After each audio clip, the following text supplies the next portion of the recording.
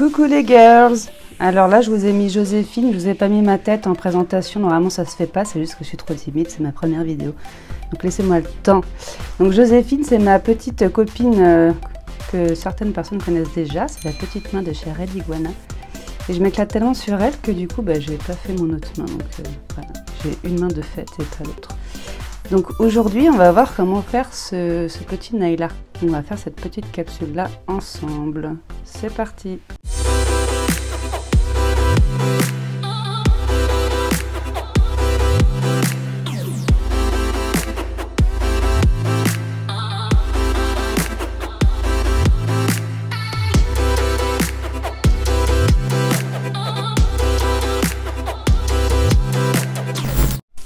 Donc on va avoir déjà besoin de strip, je sais plus comment ça s'appelle, je sais plus quel nom ça a. Vous avez tout dans la description. Donc là ce sont ceux de chez Brillbird qui sont très bien, contrairement à ceux qui sont en rouleau, parce que pour découper vous allez voir il y a une petite astuce toute bête pour moins se battre, hein, pour celles qui ont déjà essayé. Donc il y a plein d'autres couleurs, moi j'ai pris celle-ci pour l'instant. Ensuite on va aussi utiliser du foil. Donc là j'ai utilisé celui-ci, qui est super sympa. Donc faites attention avec le foil que vous utilisez, il faut qu'il soit ultra fin. Plus il sera fin, plus vous arriverez à l'appliquer facilement et à le maintenir surtout. Hein. Donc on va utiliser du transfer foil. Donc vous avez plein de couleurs différentes, hein, avec des motifs, sans motifs, etc. Donc pour ça, on va aussi utiliser le gel transfer foil. Donc chez Brillbird, il s'appelle Extra Transfer Foil, qui va très bien. Par contre, faites attention parce que dès que le pot est ouvert, il sèche assez rapidement. Donc, il faut vraiment l'ouvrir et le refermer très rapidement. On va utiliser aussi donc, le gel de chez Brillbird Crush & Go sans résidus. Magnifique. Le nail art glue pour pouvoir coller les strass. Parce que je sais qu'il y en a pas mal qui se battent avec l'adhérence des strass. Donc, ce produit-là, je vous incite pas à le prendre. Mais en fait, si, je vous incite à le prendre parce qu'il est juste fantastique. Donc, la preuve. Cette pause a déjà, je sais pas, une semaine et demie, 2 semaines. Voilà, il n'y a aucun strass qui est parti, hein, même les tout petits sur mon speeder, là, il n'y a rien qui a bougé. Hein. Vous avez besoin aussi, donc là j'ai pris ce gel là qui est très joli, donc vu que je l'ai brassé, il y a pas mal de petites bulles. D'ailleurs, si vous avez des petites bulles dans vos pots, vous les mettez une nuit sur un radiateur ou quelque chose de chaud, puis les bulles elles vont remonter à la surface, hein, puis elles vont éclater, puis ce sera réglé. Donc là c'est le Go 118 que j'ai utilisé. Vous avez besoin aussi d'une finition mat. Donc là j'ai pris la mat Extra Top, toujours de chez Brillbird, puisque Brillbird, je suis distributrice et formatrice et j'adore ces produits là, mais il n'y a aucune obligation. Là j'aime beaucoup celui-ci, c'est un semi-permanent couleur nude, en fait tout simplement couleur cover. Donc c'est avec celui-ci que j'ai fait les fonds un peu couleur cover. Donc, si vous préférez faire vraiment une construction, faites. Donc je sais d'avance aussi qu'il y en a qui vont me demander les capsules que j'ai utilisées sur cette main là. Donc là c'est pas du Brillbird, ce que Brillbird ne fait pas.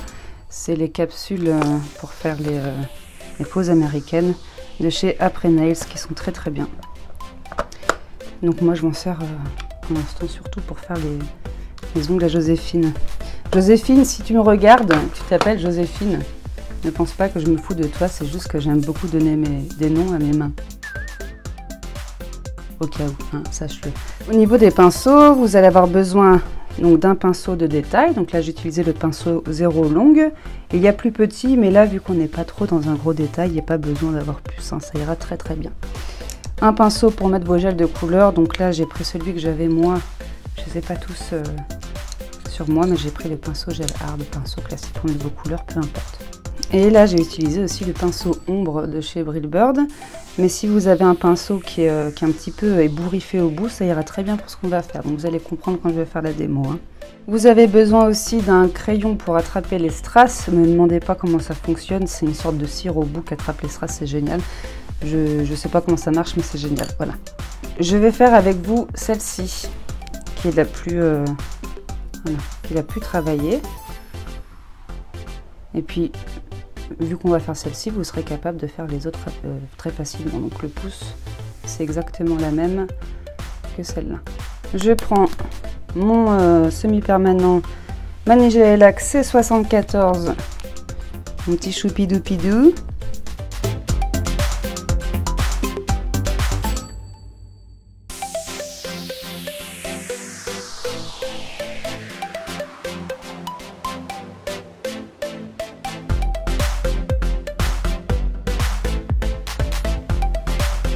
Ok, donc si votre couleur elle a un résidu, vous pouvez la retirer. Donc soit vous le faites maintenant, soit vous le faites après avoir déposé votre couleur. Donc la couleur qu'on va mettre vraiment sur cette partie-là. Moi, celle que je vais utiliser, donc c'est Brush & Go. Il n'y a pas de résidu. Hein, donc je préfère le retirer maintenant. Mais si vous avez une couleur que vous utilisez avec un résidu, vous pouvez faire cette étape-là après. Il n'y a pas de souci. Hein.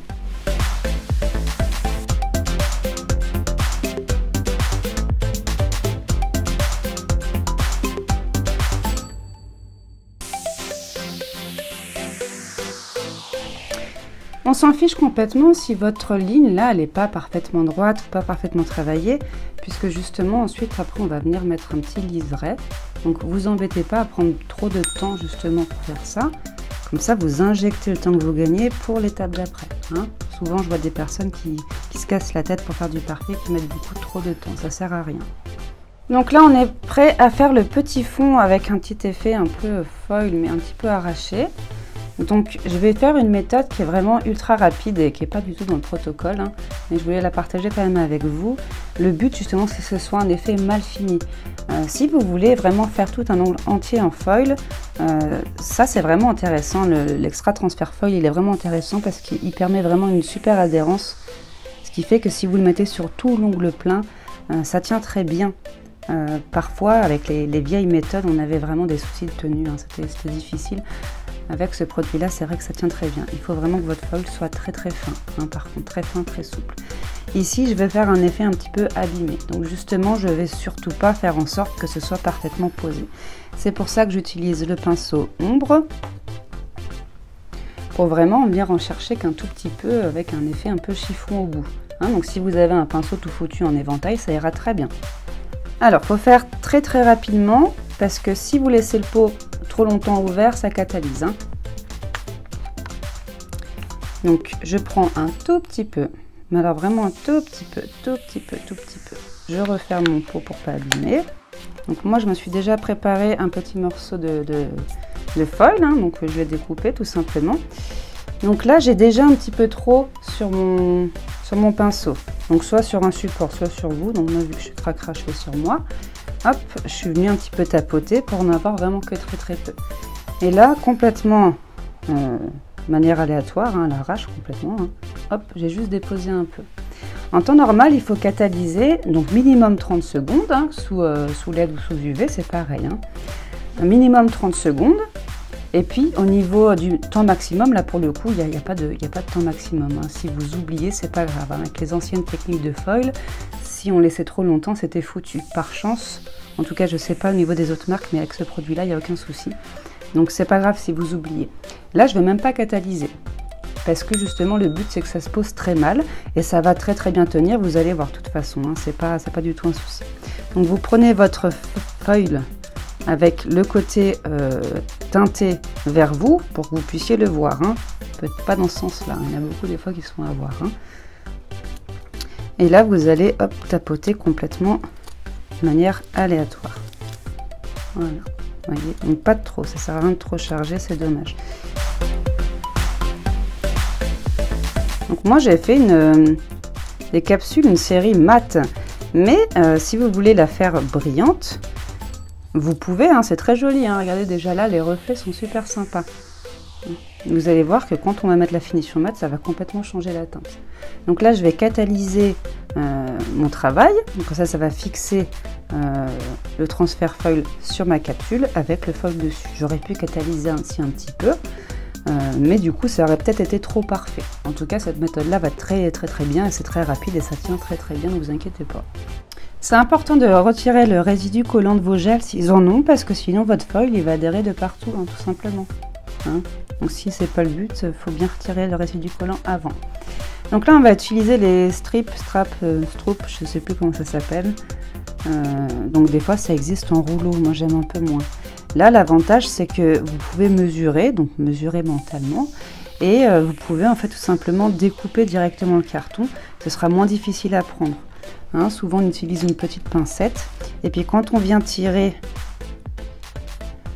c'est déjà pas évident à aller chercher, vous voyez. Voilà. Quand on vient tirer, après il faut découper Donc si vous découpez, vous lâchez ça pour découper, hop, ça recolle, c'est très chiant. Là pour le coup, vous prenez bêtement vos petits ciseaux, vous mesurez plus ou moins ce que vous avez besoin. Hop, vous découpez directement le carton. Donc prenez toujours un peu plus grand. Hop, et comme ça, quand vous venez chercher, c'est bien plus facile. Alors là, je ne suis pas parfaitement alignée la caméra, enfin au-dessus de mon travail. Donc c'est pas évident. Donc l'avantage, c'est que vous pouvez replacer à l'infini, hein.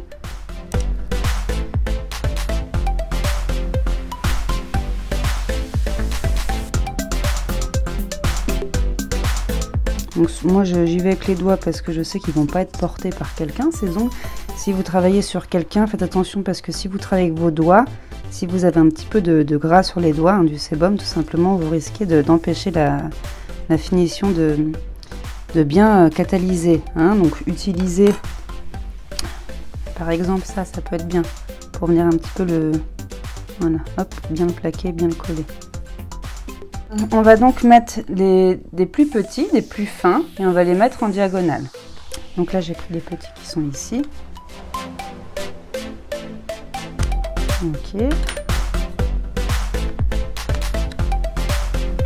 Donc là, c'est pas évident.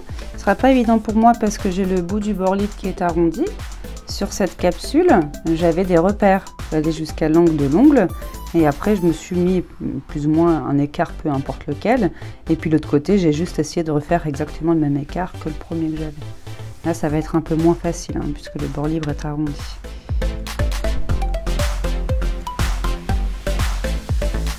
Faites attention de bien démarrer ici du milieu, pas commencer ici et puis coller jusque là-haut, parce que s'il y a un bout qui dépasse, ça va être plus chiant à découper, à retirer. Alors que si là, vous mettez déjà au milieu, et que vous collez donc soit avec ça, soit avec votre pâte à cracra ici. Voilà. Donc soit avec ça directement pour pouvoir lâcher la pince. Hop. Donc si ça dépasse un chouïa, on s'en fiche, on va mettre les strass après. Hein. Strass cache-misère. Donc pour le côté gauche, donc si vous êtes droitière, faites d'abord le côté gauche. Comme ça, quand vous ferez le côté droit, vous aurez votre main ne va pas vous empêcher justement de bien voir le repère. Si vous faites d'abord le côté droit, quand vous allez faire le côté gauche, vos yeux vont pas réussir à voir correctement à cause de votre main qui travaille. Et si vous êtes gauchère, commencez à droite et finissez à gauche. Petite astuce pour être un peu plus régulière. Je dis un peu plus parce que moi aussi, ça m'arrive des fois de devoir recommencer. Donc je fais pareil de l'autre côté.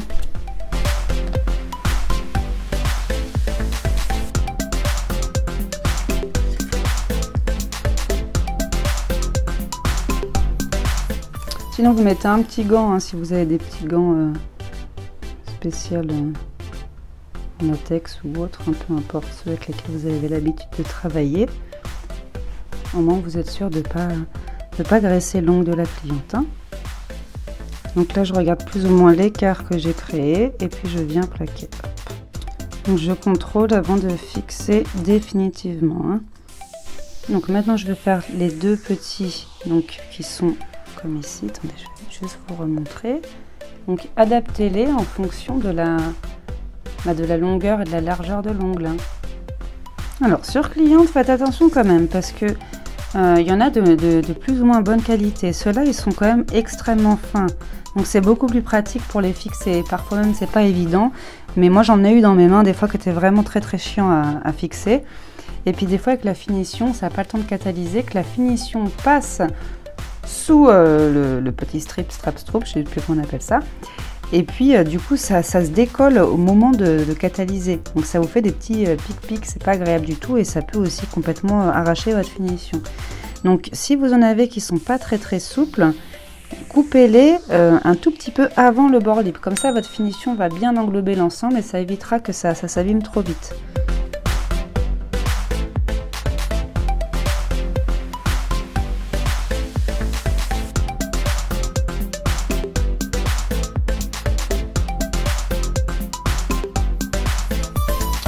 Voilà, donc c'est important quand même d'être assez régulier parce que sinon, enfin, c'est quand même une déco qui est assez dans la symétrie.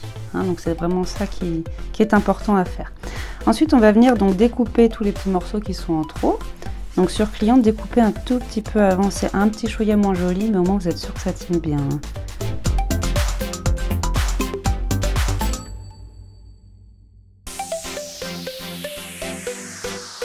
Donc comme je disais tout à l'heure, c'est très joli aussi brillant. Hein.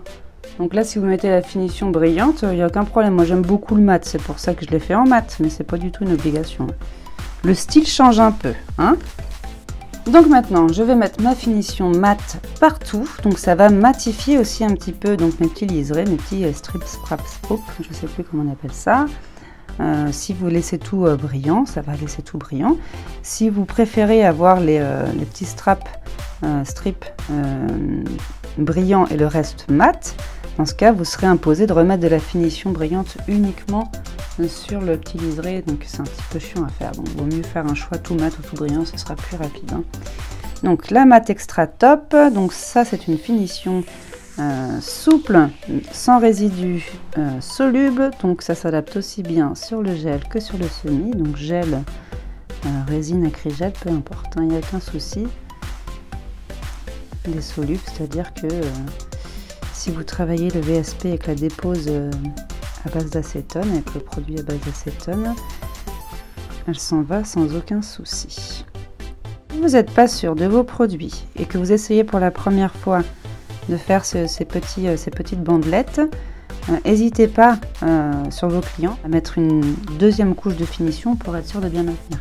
Et surtout de bien border les bords libres. Hein. Si vous connaissez bien vos produits, que vous avez déjà utilisé ces petits trucs là, dans ce cas vous faites comme d'habitude. Donc maintenant on va venir donc utiliser le gel sans résidus Brush & Go, le Go 80, qui est très joli, pour pouvoir remplir les deux petits triangles. Donc si vous n'avez pas de gel sans résidus, vous mettez votre gel de couleur classique, celui que vous voulez, et puis vous remettrez un petit peu de finition sur cette partie-là, finition brillante, pour éviter que ça colle et puis que ce soit tout mat au moment où vous allez dégraisser tout simplement. Ici, j'ai pas besoin parce que c'est déjà un gel sans résidus, donc il va rester brillant. Donc vous prenez un petit pinceau de détail. Donc ici, j'ai pris donc le 0 long et on va venir remplir. Donc c'est plus facile de travailler depuis l'extérieur vers l'intérieur. Sur cliente, si vous avez besoin de tourner la main de vos clients, tournez-la.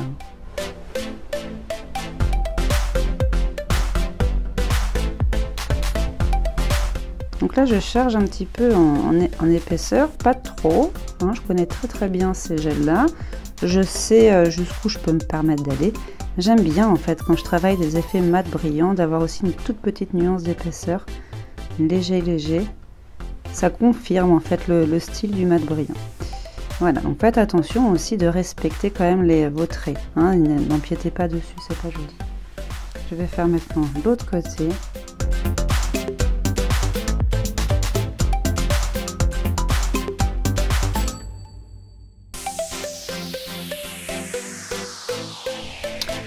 Voilà. Donc là, on va poser les strass pour faire un petit ornement, hein, parce que c'est vrai que ça habille pas mal. Donc là, j'ai fait une petite infidélité à ma marque Choupidou Brillbird. Et je sais plus du tout où est-ce que je les ai achetés en fait, ces strass. J'aurais beaucoup aimé vous mettre la référence, mais honnêtement, je ne m'en souviens plus. Ça, c'est des micro-billes classiques. Voilà. Et là, c'est des micro-billes. Vous voyez comme c'est beaucoup plus petit. Donc c'est vrai que c'est joli comme touche, je pourrais plus m'en passer. Donc voilà, si vous n'avez pas de petites boîtes mixtes comme ça, vous pouvez tout à fait utiliser des petites perles d'un vieux collier ou des petits strass. Pareil, je sais plus où je les ai trouvés, mais ça fait une éternité que je les ai, en forme de demi-perles.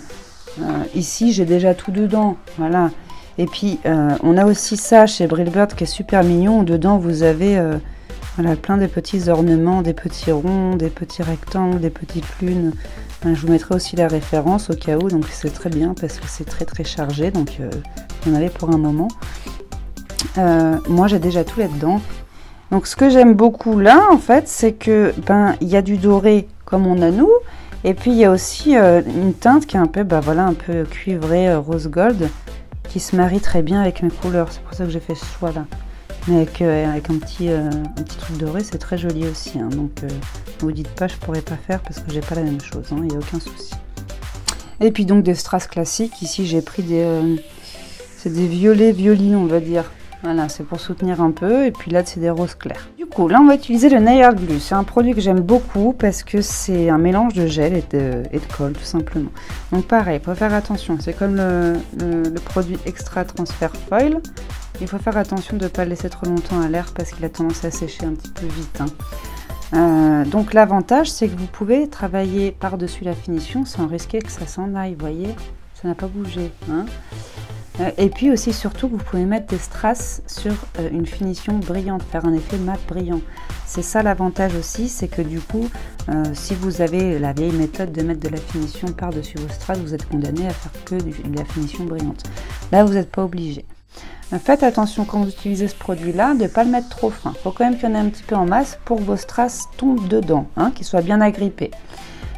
Faut pas non plus trop s'étaler en largeur parce que vu qu'il va être brillant une fois catalysé, vu que votre ongle sera mat en dessous, s'il y a des coulures, ça va se voir, ce sera pas joli. Et surtout, vous ne recouvrez pas de ce produit-là par-dessus, sinon ça va abîmer tous vos strass, c'est dommage. Donc c'est pour ça qu'on utilise d'ailleurs ce petit truc magique que je ne sais pas comment ça fonctionne, mais c'est magique. Voilà, on va venir chercher nos strass directement avec le crayon, pour qu'on n'ait pas besoin justement d'aller chercher avec un pinceau imbibé d'un gel pour venir le chercher. Alors ça marche, hein, mais une fois qu'on pose, on a donc déposé du gel sur le strass et du coup il brille plus comme avant. Donc on va venir utiliser ça. Sauf pour les petites microbilles, on va utiliser notre pinceau de détail parce que c'est impossible à aller chercher avec le petit oui. Donc là je dépose et j'en mets un. C'est pas grave du tout si c'est en hauteur, au contraire vos strass ils vont un petit peu se casser la figure, ils vont pas être tout plats. C'est limite pas joli quand c'est trop plat. Voilà, hop, je viens couvrir pour protéger mon pot. Je viens aussi très rapidement nettoyer mon pinceau. Donc là vous n'avez pas vu avec la caméra, mais j'ai nettoyé pour pas que ça sèche aussi dessus, hein, pour pas l'abîmer. Avec une petite pince, je viens chercher mon petit anneau. Hop, je viens aussi chercher une petite bouboule. Vous mettez ce que vous voulez. Hein. Et ensuite, avec mon petit crayon attrape-strass. Hop.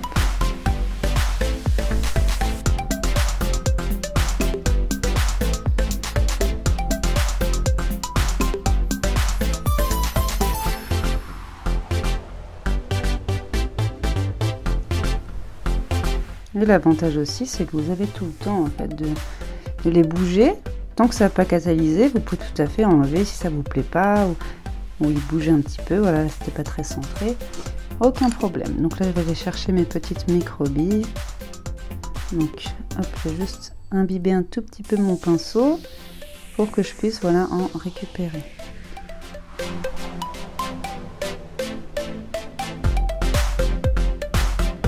Donc là, on va catalyser.